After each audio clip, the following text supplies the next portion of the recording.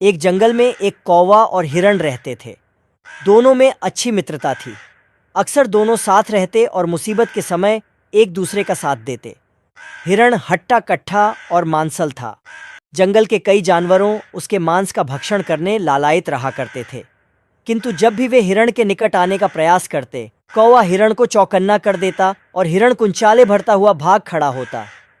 जंगल में रहने वाली एक लोमड़ी भी हिरण के मांस का स्वाद लेना चाहती थी, लेकिन कौवे के रहते यह संभव न था। एक दिन उसने सोचा, क्यों ना हिरण से मित्रता कर उसका विश्वास प्राप्त कर लूं, फिर किसी दिन अवसर पाकर उसे दूर कहीं ले जाऊंगी और उसका काम तमाम कर दूंगी, तब जी भरकर उसके मांस का भक्षण करूंगी। उस दिन के बाद से वह ऐसा अवसर तलाशने लगी जब हिरण अकेला हो और कौवा उसके आसपास न हो। एक दिन उस वह अवसर प्राप्त हो ही गया।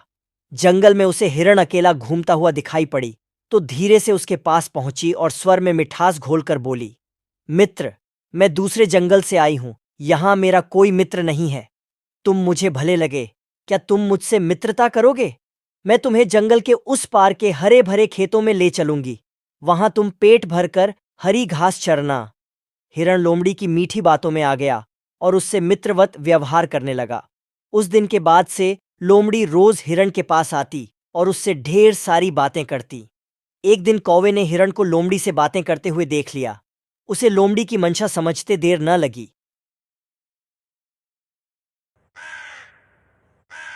लोमड़ी के जाते ही वह हिरण के पास गया और उसे चेताते हुए बोला, मित्र, ये लोमड़ी दुष्ट है, इसकी मंशा तुम्हें मारकर खा जाने की है। प्राण बचाने हैं तो इससे दूरी बनाकर रखो। हिरण बोला, मित्र, हर किसी को शंका की दृष्टि से देखना उचित नहीं है। विश्वास करो, वह शत्रु नहीं, मित्र है। उसके द्वारा मुझे हानि पहुंचाने का प्रश्न ही नहीं उठता। तुम निश्चिंत रहो। हिरण का उत्तर सुनकर कौवा चला गया, किंतु उसे लोमड़ी पर तनिक भी विश्वास नहीं था। वह दूर से हिरण पर नजर रखने लगा। एक दिन लोमड़ी ने देखा कि मक्के के एक खेत में उसके मालिक ने मक्का चोर को पकड़ने के लिए जाल बिछाकर रखा है। हिरण को फंसाने का यह एक सुअवसर था। तुरंत हिरण के पास गई और बोली, मित्र, आज मैं तुम्हें मक्के के खेत में ले चलता हूं। हिरण सहर्ष तैयार हो गया। दोनों जंगल के पास स्थित मक्के के खेत में पहुंचे, किंतु खेत में प्रवेश करते ही हिरण खेत के मालिक द्वारा बिछाए जाल में फंस गया। उसने निकलने का बहुत प्रयास किया, किंतु सफल नहीं हो सका। उसने लोमड़ी से सहायता की गुहार लगाई, लेकिन लोमड़ी तो इस फिराक में थी कि कब खेत का मालिक हिरण को मारे और वह भी अवसर देखकर उसका मांस छक सके। उसने हिरण को उत्तर दिया, इतने मजबूत जाल को काटना मेरे बस की बात कहाँ। तुम यहीं ठहरो, मैं सहायता लेकर आती हूं। यह कहकर लोमड़ी खेत के पास ही झाड़ियों के पीछे छुपकर खेत के मालिक के आने की प्रतीक्षा करने लगी। इधर जंगल में अपने मित्र हिरण को न पाकर कौवा खोजबीन करता हुआ मक्के के खेत में आ पहुंचा।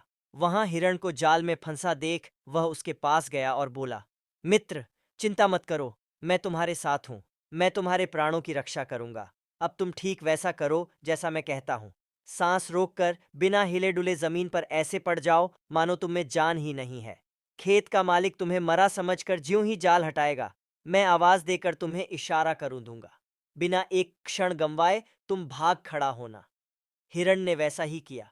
खेत के मालिक ने उसे मरा जानकार जैसे ही जाल हटाया, कौवे ने इशारा कर दिया और इशारा मिलते ही हिरण भाग खड़ा हुआ।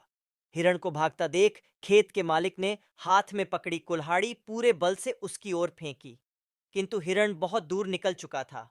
वह कुल्हाड़ी झाड़ी के पीछे छुपी लोमड़ी के सिर पर जाकर लगी और वो वहीं ढेर हो गई।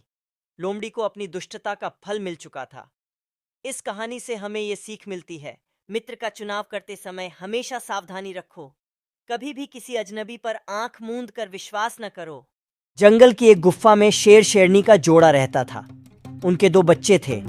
शेर प्रतिदिन जंगल जाकर शिकार करता और उसे लेकर गुफा आ जाता। गुफा में दोनों मिलकर शिकार के मांस का भक्षण किया करते थे। एक दिन पूरा जंगल छान मारने के बाद भी शेर के हाथ कोई शिकार नहीं लगा। निराश होकर वह वापस लौट रहा था कि रास्ते में उसे एक गिदर का बच्चा दिखाई पड़ा। जीवित ही मुंह में दबाकर गुफा ले आया। उसे शेरनी को सौंपते हुए वह बोला, प्रिय, आज कोई शिकार मेरे हाथ नहीं लगा। वापस लौटने हुए ये गिदर का बच्चा दिखाई पड़ा तो मैं इसे उठा ले आया। मैं तो इस बच्चे को दयावश खा नहीं पाया। यदि तुम चाहो तो इसे खाकर अपनी भूख मिटा लो। शेरनी बोली, जिसे तुम नहीं मार पाए उसे मैं कैसे मार सकती हूँ। इस निरीह बच्चे को देखकर मेरा हृदय भी ममता से भर उठा है। आज से यह मेरी तीसरी संतान है। अपने बच्चे की तरह ही मैं इसका पालन पोषण करूंगी। उस दिन के बाद से गिदर का बच्चा शेर शेरनी की गुफा में ही पलने लगा। शेरनी उसे अपना दूध पिलाती और अपने बच्चे की तरह देखभाल करती थी। गिदर का बच्चा शेर शेरनी को ही अपने माता पिता समझता और उनके दोनों बच्चों को अपने भाई। वे सभी प्रेम पूर्वक एक साथ रहते थे। समय बीतने लगा और शेर शेरनी के बच्चे,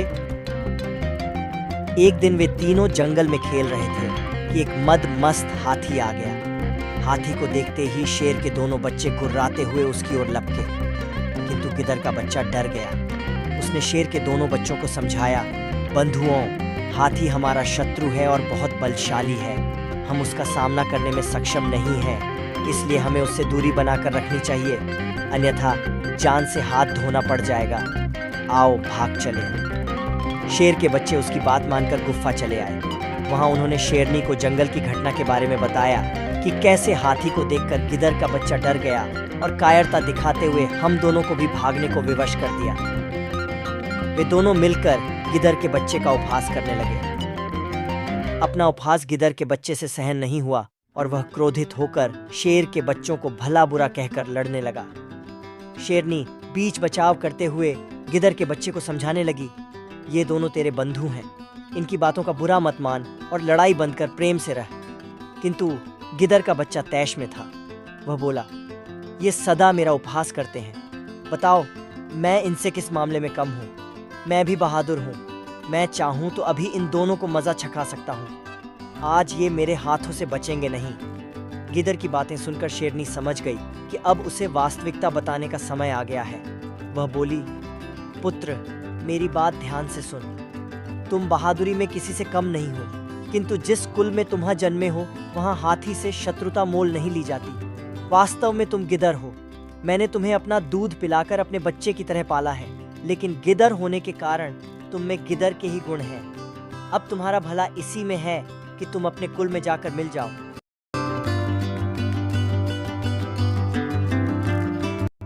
शेरनी की बात सुनकर गिदर वहां से भाग खड़ा हुआ और गिदरों के दल में जाकर मिल गया।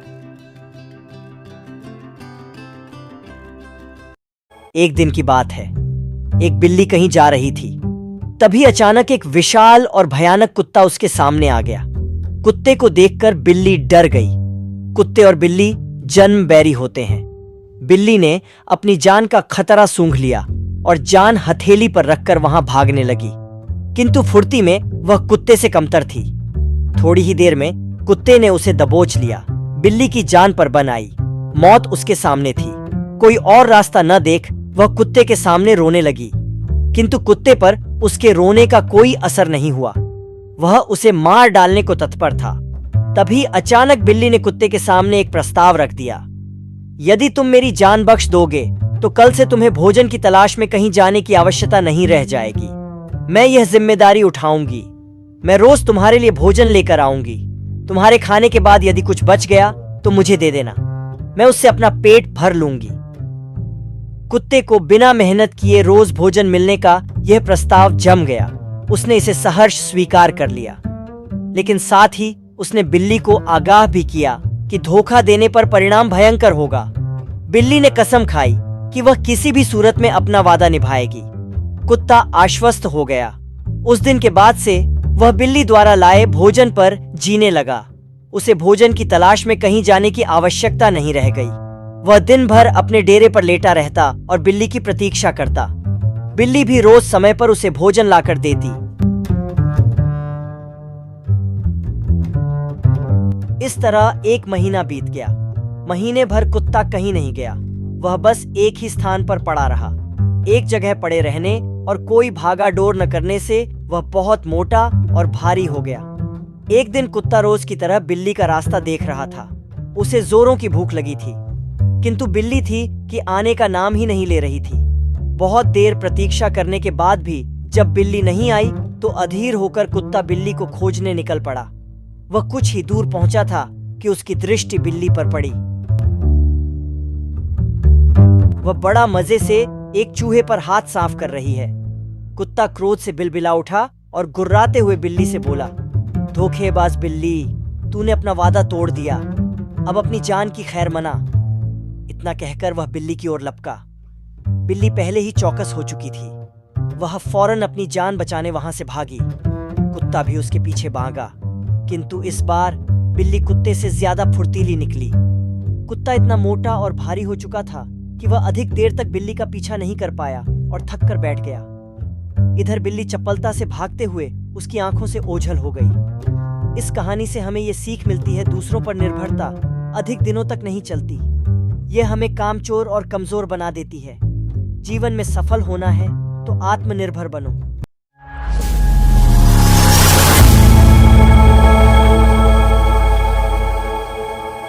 एक जंगल में एक खरगोश रहता था।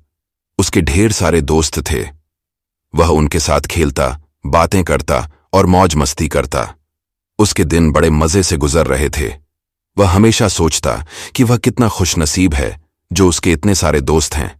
एक दिन वह नदी किनारे खेल रहा था। कुछ दूरी पर उसे एक शेर नजर आया जो उसकी तरफ बढ़ रहा था। शेर को देखकर वह डर गया, मगर उसने सोचा कि उसके कितने सारे दोस्त हैं, उसे डरने की जरूरत ही क्या है, कोई न कोई उसकी मदद जरूर करेगा। पास ही उसका दोस्त घोड़ा घास चर रहा था। वह भागकर उसके पास गया और मदद की गुहार लगाई।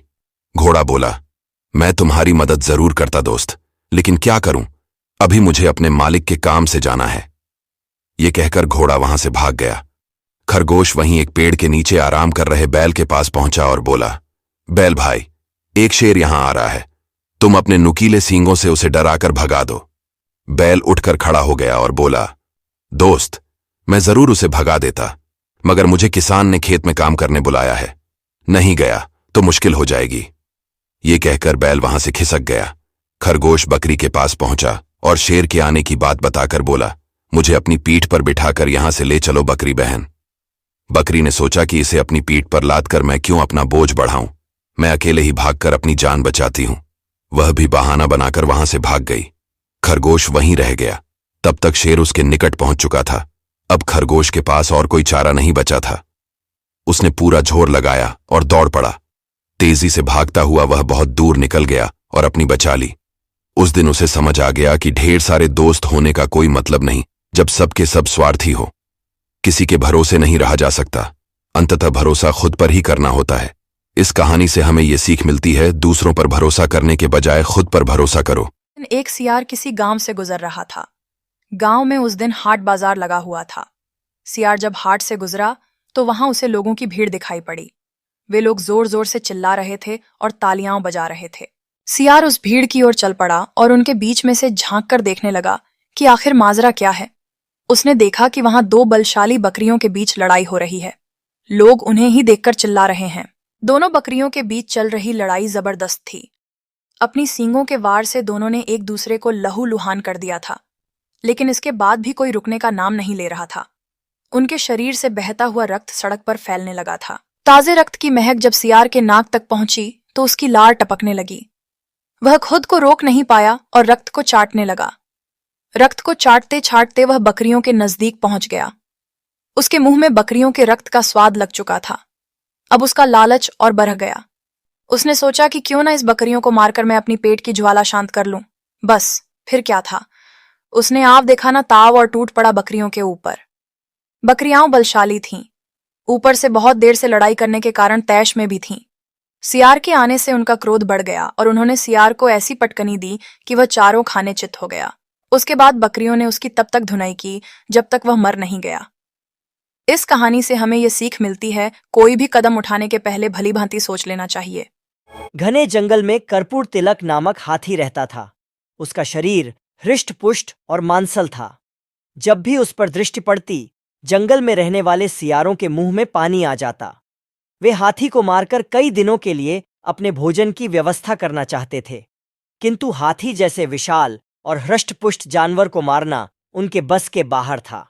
अन्य सियारों की मंशा जानकर उनके दल के सबसे वृद्ध सियार ने एक दिन सभा बुलाई और बोला, मैं एक ऐसी युक्ति जानता हूं जिससे हम इस विशालकाय हाथी का काम तमाम कर सकें। यदि तुम वैसा करो जैसा मैं कहता हूं तो इस हाथी के मांस का हम कई दिनों तक भक्षण कर सकेंगे। सियारों को यही चाहिए था। वे तैयार हो गए। बूढ़ा सियार ने उन्हें युक्ति बता दी। युक्ति अनुसार कुछ सियार हाथी के पास गए और उसे प्रणाम कर बोले, महाराज की जय हो, महाराज की जय हो। स्वयं के लिए महाराज का संबोधन सुनकर हाथी चौंका और बोला, कौन हो तुम लोग, मेरे पास क्यों आए हो और मुझे महाराज क्यों संबोधित कर रहे हो? सियारों के दल में से एक सियार बोला, महाराज, हम सियार हैं, इसी वन में निवास करते हैं। बिना राजा के ये वन हमें नहीं सुहाता, इसीलिए हम सब ने निर्णय लिया है कि आपको इस वन का राजा घोषित कर दिया जाए। महाराज कृपा कर इस वन के राजा बनकर हमारा उपकार करें। हम सब ने आज ही आपके राज्याभिषेक की व्यवस्था कर दी है। राज्याभिषेक का लग्न समय पर निकट है महाराज, कृपया शीघ्र हमारे साथ चलें। सियारों की चिकनी चुपड़ी बातों में आकर हाथी जंगल का राजा बनने तैयार हो गया और उनके पीछे पीछे चलने लगा। सियार उसे जिस मार्ग से ले जा रहे थे वहां एक गहरा दलदल था। अनभिज्ञ हाथी दलदल में फंस गया। निकलने का बहुत प्रयास करने के बाद भी हाथी दलदल से बाहर नहीं निकल पाया। उसने सहायता के लिए सियारों को पुकारा, अपने होने वाले राजा की सहायता करो। तब सियार बोले, ऐसा मूर्ख हमारा राजा कैसे हो सकता है? तुम्हारी तो यही गत होनी थी। तुम हमारा आहार हो, तुम्हारे मांस का भक्षण कर हमारे कुछ दिन मजे से कटेंगे। हाथी अपनी मूर्खता पर पछताने लगा। वह दलदल से निकल नहीं पाया और वहीं उसके प्राण पखेरु उड़ गए। सियारों ने छक्कर दवात उड़ाई। इस कहानी से हमें ये सीख मिलती है, जो कार्यबल से संभव नहीं, उसमें युक्ति से काम लेना चाहिए।